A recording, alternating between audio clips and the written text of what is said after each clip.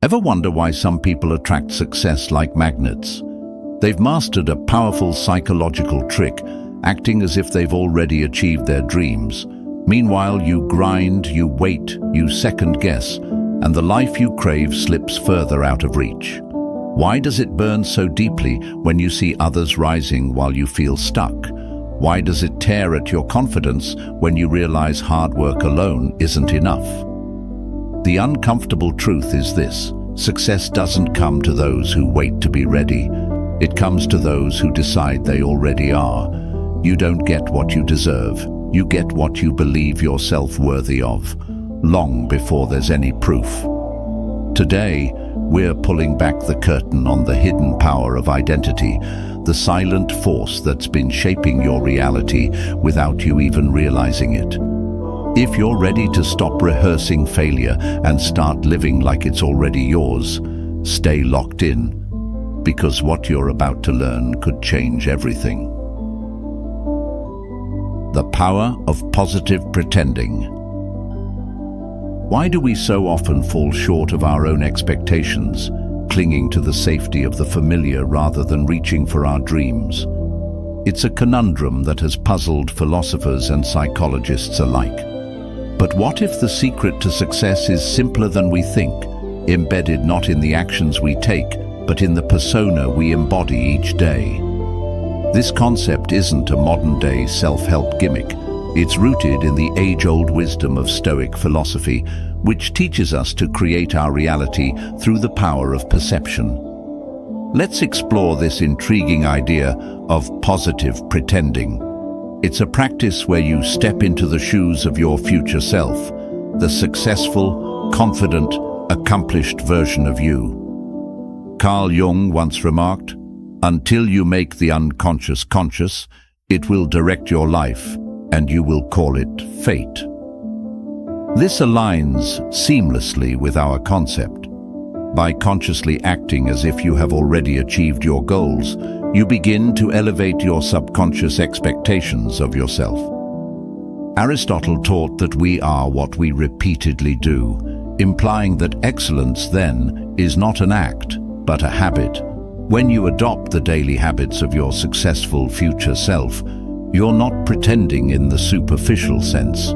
You're training your psyche to internalize these success habits as your new norm. Your mind gradually stops seeing your actions as acts of pretense and starts recognizing them as reflections of your true self. Plato discussed the importance of shaping one's destiny through rigorous self-discipline and understanding of the self. In the context of positive pretending, this could be seen as the discipline to remain consistent in your new role. It's about maintaining the belief in your transformed identity even when external successes have yet to materialize. Nietzsche's philosophy encourages the embrace of one's life with all its challenges, asserting that becoming who we truly are involves much struggle and reinterpretation of our own stories. Through the lens of positive pretending, this struggle is internal. It involves battling against our old narratives of limitation and inadequacy, and affirming, "I am capable and I am deserving of success." Moreover, when you embody this mindset, you're not merely waiting for external validation, you're creating it from within. This doesn't just change how you view yourself, it fundamentally alters how you interact with the world. Your interactions, your work, and your relationships begin to reflect this new, empowered identity. This shift is profound, for as Socrates might suggest, the key to wisdom is knowing oneself, and through positive pretending, you come to know the more capable version of yourself. Remember, the journey of embodying your future successful self is not about deception. It's about transformation. It's about aligning your external actions with your internal potential, and in doing so, transforming the potential into reality. Every step you take as your future self consolidates the belief in your new identity, fortifying your path to success with every act, every decision, every interaction. Visualize to materialize. Most people spend their lives waiting for a sign, a moment when they finally feel ready, confident, capable. But what if the sign you're waiting for isn't coming? What if you are the sign? You see, change doesn't happen when the world validates you. It happens when you decide to step into the future you want, right here, right now, long before anyone else can see it. The Stoics understood this deeply. Marcus Aurelius once wrote, "The soul becomes dyed with the color of its thoughts." If you think small, you live small. But if you start thinking, walking and speaking like the person you dream of becoming, your very soul begins to reshape itself. Say you want to be the best in your field, not just competent, but truly respected, influential. How would you walk into a room? How would you greet your colleagues? How would you speak during meetings? Would you shrink yourself to fit the old version of you? Or would you carry yourself like someone who belongs at the top? You wouldn't hesitate. You wouldn't second-guess every move. You'd own the space.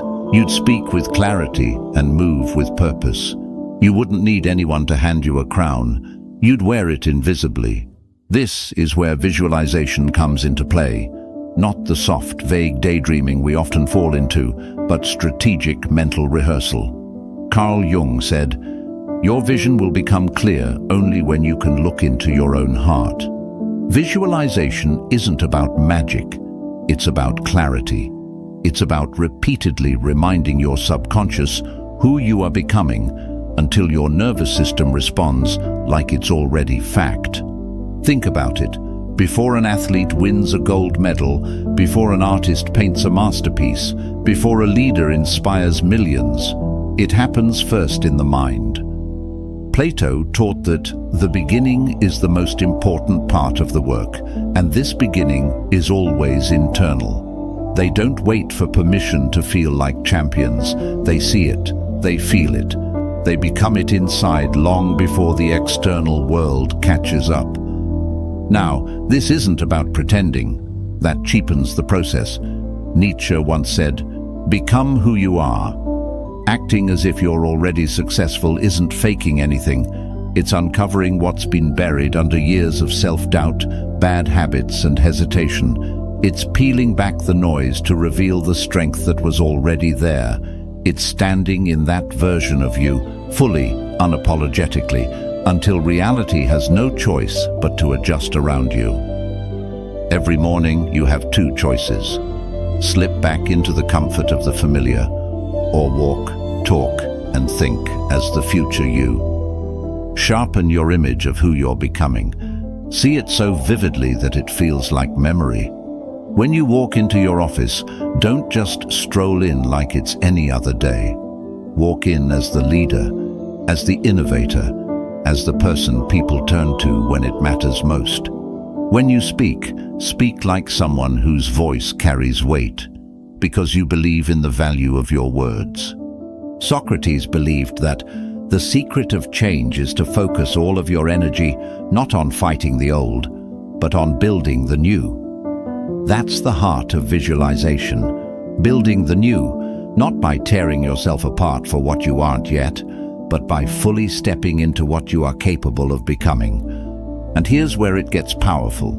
Your subconscious mind doesn't know the difference between a vividly imagined reality and a real one. It responds to emotion, belief, and repetition. That's why when you dress sharper, stand taller, and speak more decisively, your brain wires itself to match those behaviors.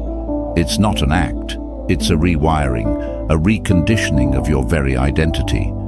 No one will hand you permission slips to become great. No moment will feel perfect enough to start. The only permission you need is the one you give yourself today. Visualization isn't just a tool for the dreamers, it's the blueprint for the doers, the people who dared to see themselves as more before anyone else could. Start now. See it, speak it, walk it. Let your life catch up to the vision you hold so vividly in your mind. And remember, the world will mirror the way you see yourself far more often than you think. The language of winners. Every day, without even realizing it, We cast spells on ourselves, not with wands or magic, but with words. The things you tell yourself over and over carve deep paths into your mind. If you tell yourself you're slow, unlucky, unworthy, your mind, loyal to a fault, believes you. It obeys your commands without question. This isn't just motivational talk, it's hardwired psychology. Carl Jung warned, words are animals alive with a will of their own. Left unchecked, your words quietly train your subconscious to either lift you up or chain you down. If you keep saying, "I'm bad at this," what happens? Your brain nods, adjusts, and makes sure you stay bad at it, because you've given it an order. But shift the language slightly. "I'm mastering this," or "I'm getting stronger every day." And suddenly, your mind leans forward instead of shrinking back. Tiny changes in language, tiny ripples in thought, but over time, they carve out an entirely different future. The Stoics knew this power intimately. Epictetus taught, "It's not things themselves that disturb us, but our judgments about them." Language is how we shape those judgments. It's the filter between raw experience and how we choose to understand it. If you describe every obstacle as a disaster, life feels overwhelming. But if you describe the same obstacle as a training ground, it transforms into something empowering, a forge instead of a graveyard. Plato believed that the soul is moved by the words it hears. If your inner dialogue is constantly filled with doubt and limitation, your soul starts shrinking, hiding, retreating. But when you flood your self-talk with strength, patience, and purpose, the soul expands.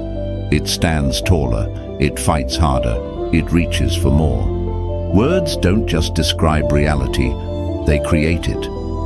Aristotle said, "We are what we repeatedly do, but we also are what we repeatedly say." Your nervous system tunes itself to the stories you tell. Say you're overwhelmed enough times, and overwhelm becomes your default state. Say you're evolving and growing even in the middle of chaos, and growth becomes your default identity. Nietzsche, never one to shy away from uncomfortable truths, said, "All great things must first wear terrifying and monstrous masks in order to inscribe themselves on the hearts of humanity." New affirmations, new languages of strength might feel unnatural, even false at first. Saying, "I am mastering this," when you still stumble and struggle, feels fake, but that's exactly the point. You're challenging the old mask. You're choosing a new story before the evidence arrives.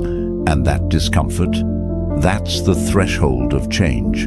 That's the line between who you've been and who you're becoming.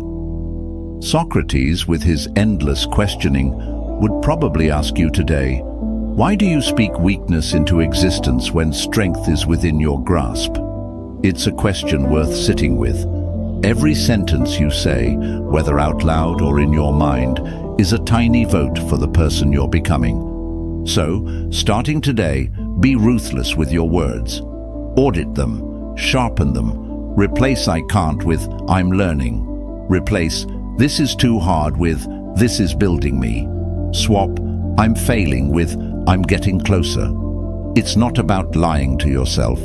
It's about choosing the frame that empowers you, not the one that imprisons you. Your vocabulary is the blueprint your mind follows. Craft it with the same care you would craft a bridge meant to carry your future self across a canyon. Strong words, steady steps. You are always one sentence away from a different path. Speak the one that moves you forward. Cultivate your environment. It's easy to blame a lack of progress on circumstances, timing, even luck. But one of the most powerful forces shaping your life, quietly, relentlessly, is the environment you allow yourself to live in every single day. And the harsh truth? If you're surrounded by chaos, clutter, noise, and negativity, you're not just struggling against the world. You're fighting your own surroundings every time you try to rise higher. The Stoics taught that while we cannot control external events, we can control our response to them. And that includes crafting the spaces we choose to inhabit. Marcus Aurelius once wrote, "The soul becomes dyed with the color of its thoughts."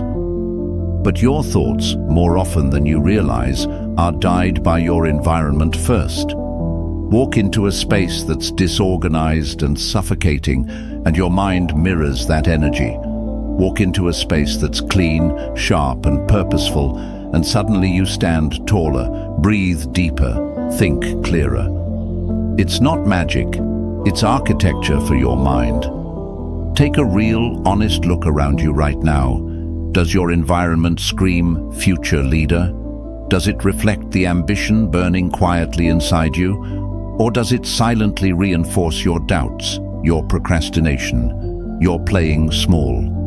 If you aim to be a creator of value, a driver of innovation, a builder of something lasting, then your environment must become the first proof of that identity.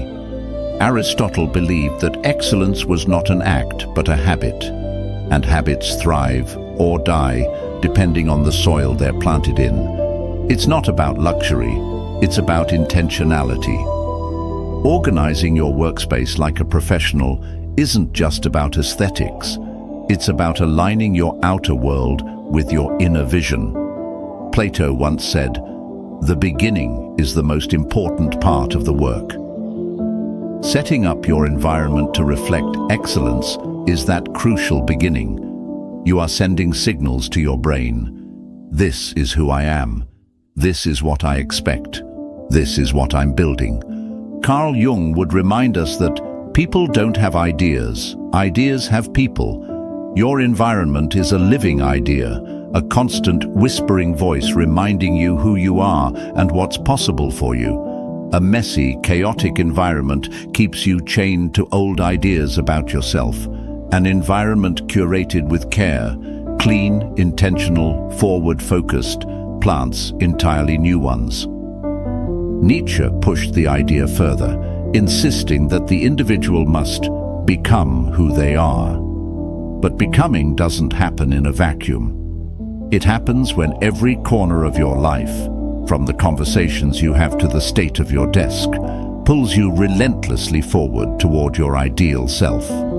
Socrates believed that the unexamined life is not worth living. Examine your environment. What does it say about your seriousness, your discipline, your dreams? When you clear the clutter, you don't just create physical space.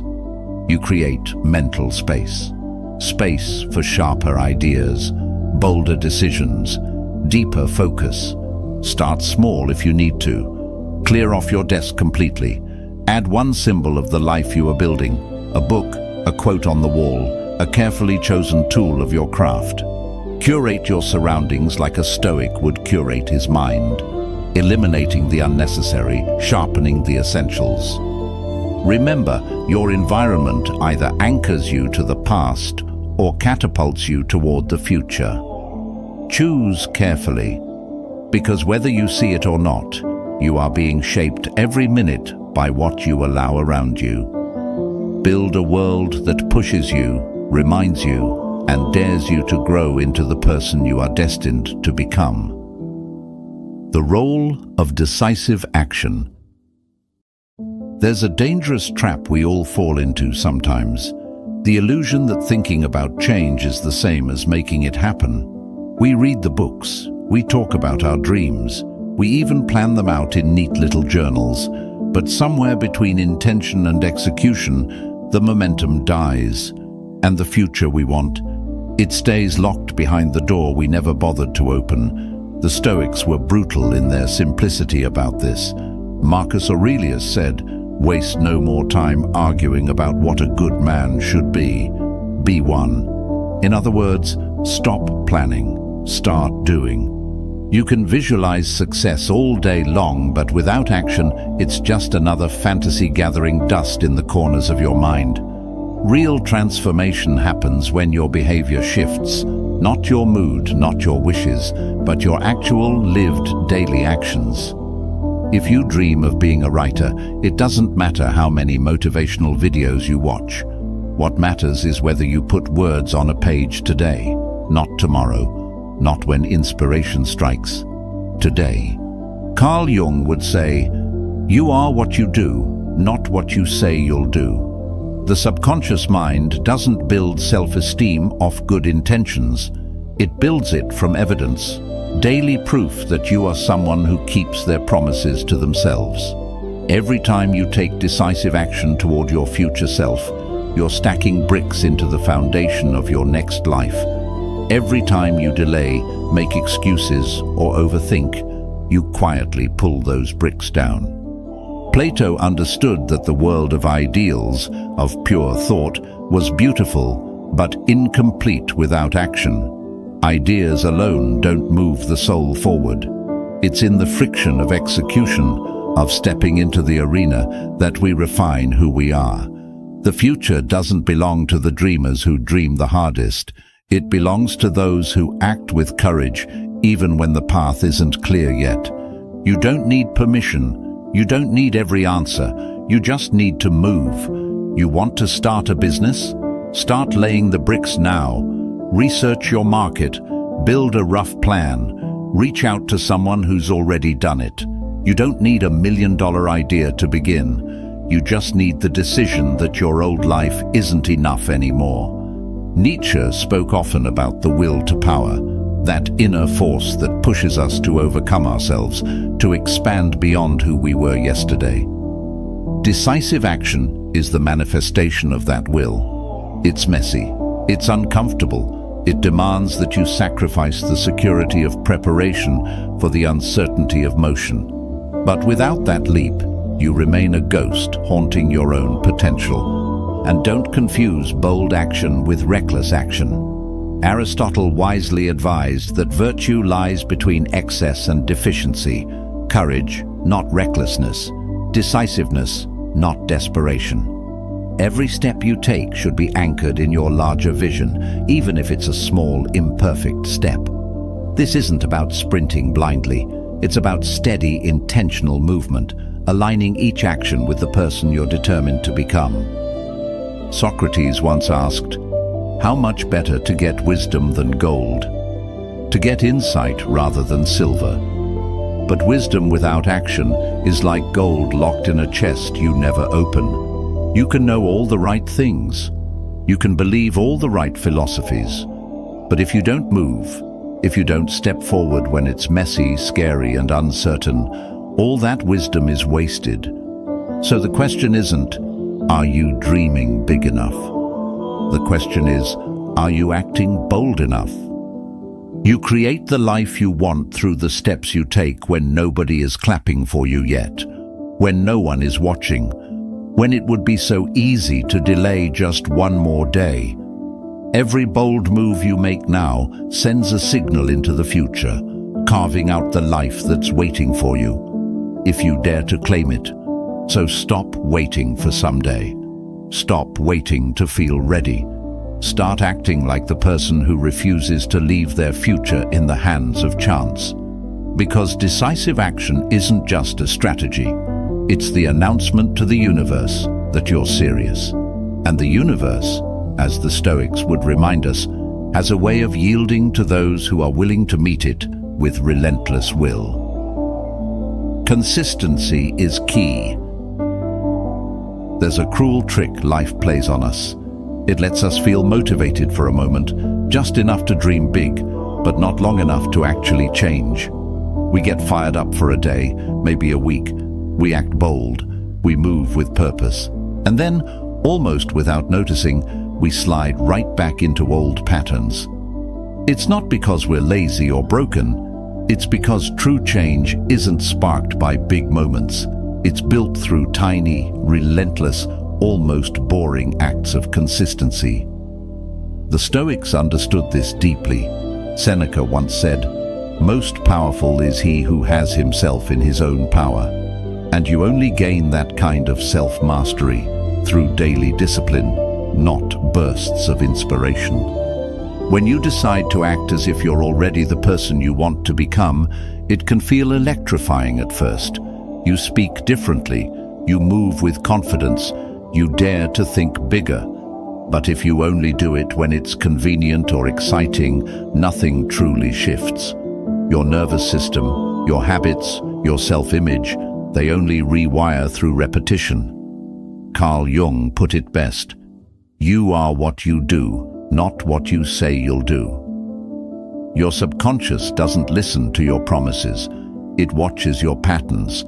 Consistency is the glue. It's what ties everything else together. The visualizations, the decisive actions, the elevated environment, the upgraded language. Without consistency, they're just moments. With consistency, they become identity. Aristotle taught that we are what we repeatedly do. Excellence, then, is not an act, but a habit. Every morning when you wake up, the world asks you one silent question: who are you today? And every action you take is your answer. It's not about grand gestures. It's about waking up and asking yourself, what would the future me do today? And then doing it, even if it's uncomfortable, especially if it's uncomfortable. Plato believed that the discipline of habit was one of the highest forms of self-education. In his view, real power came from aligning your daily behavior with higher ideals, not once in a while, but continuously. When you build the muscle of consistency, you stop needing motivation to get moving. You just move. You stop negotiating with yourself every morning about whether you feel like it. You just act in accordance with the identity you've chosen. Nietzsche once said, "He who has a why to live can bear almost any how." Your why, the person you are becoming, fuels the discipline to show up daily, even when you're tired, discouraged, or doubting. Because consistency isn't about perfection, it's about stubbornly refusing to abandon your future for the comfort of today. Think of a stone cutter hammering at a rock. Maybe nothing happens for the first 100 strikes. No cracks, no visible progress. But on the 101st blow, the rock splits open. It wasn't that one strike that did it. It was all the strikes that came before, patiently, persistently, stacking pressure against the impossible. Socrates would have asked, "Are you willing to do the small, unseen work that greatness demands?" Because that's what real consistency looks like. Showing up when no one is watching, practicing when there's no immediate reward, investing in yourself when the results are invisible. Each small choice, writing the page, hitting the gym, organizing your workspace, choosing your words carefully, stacks up like layers of armor around your new identity. And over time, something incredible happens. It's not just effort anymore. It's who you are. The world rewards the persistent, not the perfect. The future belongs to those who choose, day after day, to act in alignment with the life they want, even when it's easier to slip back into old habits. Consistency isn't sexy. It's not always exciting, but it's how you turn potential into proof. So every day, before you rush into the noise of life, take one moment. Ask yourself, what would the future me do today? Then honor that answer, no matter how small, no matter how hard. Because if you win enough of those tiny battles, you wake up one morning and realize you're no longer acting. You've become the person you were always meant to be. Every small step you take, every decision to act in alignment with your future self, is a quiet revolution. It's the invisible work that builds an unstoppable life. Remember, you're not waiting for transformation. You're living it with every choice you make. Stay relentless, stay intentional, and trust that the path you're carving, even when unseen, is leading exactly where you were always meant to go. Thanks for being a part of Stoic Journal, where wisdom meets action. If you're ready to keep building that unshakable foundation, there's another video waiting for you right here. See you in the next one.